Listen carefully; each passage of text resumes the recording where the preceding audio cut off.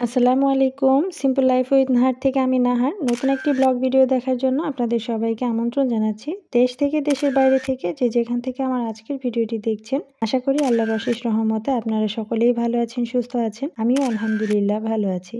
আজকে সকাল থেকে কি রান্নাবান্না করলাম, সেই সাথে শীতের আগে কি কাজ গুছিয়ে নিলাম, সেই সবই আপনাদের সাথে শেয়ার করব। আশা করি পুরো ভিডিও জুড়ে আমার সঙ্গেই থাকবেন।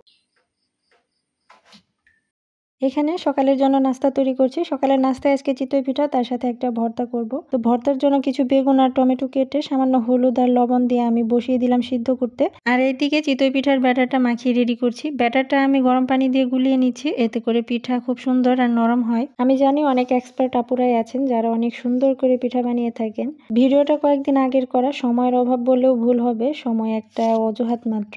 মানুষ ইচ্ছে করলে অনেক কিছুই করতে পারে যদি আল্লাহ তাআলা সহায় থাকেন। একরকম অলসতার জন্য ভিডিও দিতে পারছি না। যদিও এডিট করে রেখেছিলাম, শুধুমাত্র ভয়েসটা দেওয়ার জন্য ভিডিওটা দিতে পারছিলাম না। ইদানিং ভিডিও করলে ভয়েস দিতে ইচ্ছে করে না, মনের ভিতর অনেক কথা ঘুরপাক খায়, কিন্তু মুখে বলার ইচ্ছে করে না। অবশেষে আজকে সবকিছু ঝেড়ে মুছে সাফ করে ভয়েস দিলাম। যাই হোক, সকালের খাবার রেডি। কথা বলতে বলতে চিতই পিঠা আর ভর্তাটাও করে ফেলেছি অফ ক্যামেরাতে। ভর্তা দিয়ে চিতই পিঠা খাওয়ার মজাই আলাদা। বেগুন আর টমেটোর এই সেদ্ধ ভর্তাটা খেতে খুবই মজার হয়ে থাকে। ভিডিওর এই পর্যায়ে এসে প্রিয় ভিউয়ার্সদেরকে বলবো, প্লিজ ভিডিওটিতে একটি লাইক দিয়ে দিবেন। আর যদি আমার ভিডিওর কোনো অংশ আপনার কাছে ভালো লাগে, এরকম লাইফস্টাইল যদি আরো দেখতে চান, চাইলে চ্যানেলটাকে সাবস্ক্রাইব করে রাখতে পারেন। সাবস্ক্রাইব করে পাশে থাকা বেল বাটনের অল অপশনটিতে প্রেস করে রাখতে পারেন। এতে আমি নতুন কোনো ভিডিও দেওয়ার সাথে সাথে আপনার কাছে পৌঁছে যাবে। গ্রামে শীত মোটামুটি ভালোই পড়েছে। ভারী শীত পড়ার আগে আগে কিচেনটাকে আজকে ডিপ ক্লিন করে নিলাম। কিচেনের সমস্ত বাটি বয়াম যা ছিল সবকিছু আজকে ধুয়ে পরিষ্কার করলাম। প্রতি বছর শীতের আগে ফ্রিজ, কিচেন, ঘর ধুয়ে মুছে নেওয়া,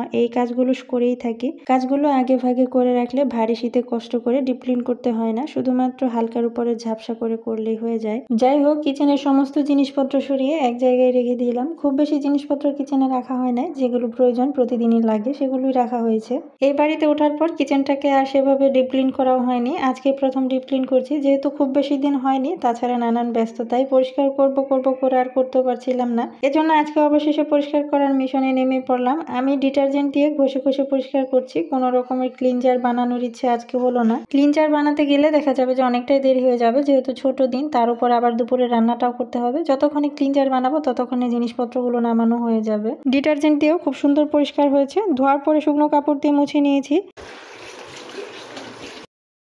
কিচেনের মধ্যে যে বয়ামগুলো ছিল সেগুলো তেল চিটচিটে হয়ে গেছে, এখন বয়ামগুলোকেও ধুয়ে দেবো। ধোয়ার পর রোদে শুকিয়ে তারপর রেখে দেবো। এখানে অল্প পরিমাণের বয়াম থাকলেও অফ ক্যামেরাতে আমি আরো কিছু বয়াম, তারপর অন্য সব জিনিসপত্র ধুয়ে নিয়েছি। কিচেন পরিষ্কার করার পর দুপুরে রান্না করেছি। রান্না করার পর সবগুলো জিনিসপত্র গুছিয়ে রেখেছি। আর এসব কাজ করতে করতে প্রায় বিকেলই হয়ে গেছে। যাই হোক, পরিষ্কার করার পর কিচেনটা আপনাদের সাথে শেয়ার করি। এই হলো আমার সাদামাটা কিচেন, আলহামদুলিল্লাহ। ডিপ ক্লিন করার পর সবকিছু গুছিয়ে নিয়েছি আমার প্রয়োজন অনুযায়ী। আর আমি কোনো রকমের আর্টিফিশিয়াল জিনিসপত্র দিয়ে সাজাইনি, কিন্তু তারপরও মাশাআল্লাহ দেখতে অনেক ভালো লাগছে। ক্যামেরাতে আপনাদের কাছে কেমন লাগছে জানি না, তবে এমনিতে দেখতে অনেক সুন্দর লাগছে। পরিষ্কার পরিচ্ছন্ন জিনিসপত্র দেখতে ভালো লাগে। আমার আবার রান্নাঘর পরিষ্কার করলে রান্না করার ইচ্ছে হয় না, কোনো কিছুতে হাত লাগাতে ইচ্ছে করে না, শুধু দেখতেই মনে চায়।